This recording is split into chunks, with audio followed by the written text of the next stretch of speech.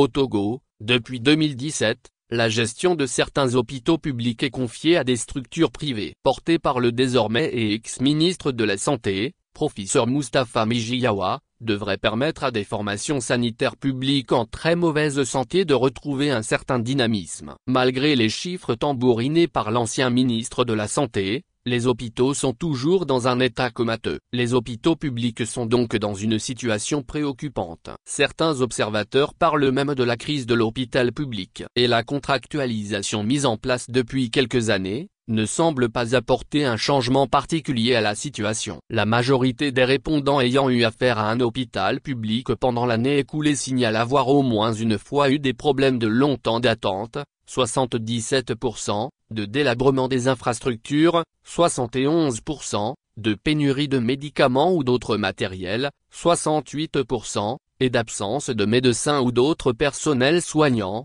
54%, note Afrobaromètre dans une enquête publiée début juillet 2024.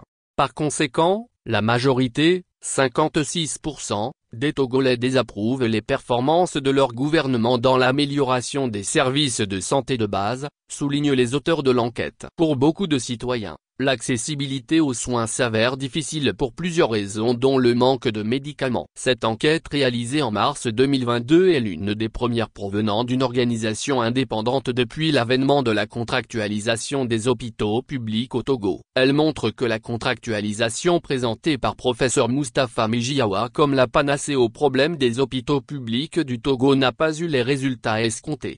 Considéré comme un technocrate, professeur Tchindar désormais en charge du ministère de la Santé, serait inspiré de soumettre ce système de gestion qui avait pour objectif une amélioration du fonctionnement général et la qualité de l'offre de soins dans les hôpitaux publics à une évaluation rigoureuse. D'autant plus que, selon des sources dignes de foi, le système de contractualisation déployé au Togo n'a aucune base juridique et un manuel de procédure connu. Des anomalies qui peuvent expliquer les difficultés de résultat de cette démarche contractualisation.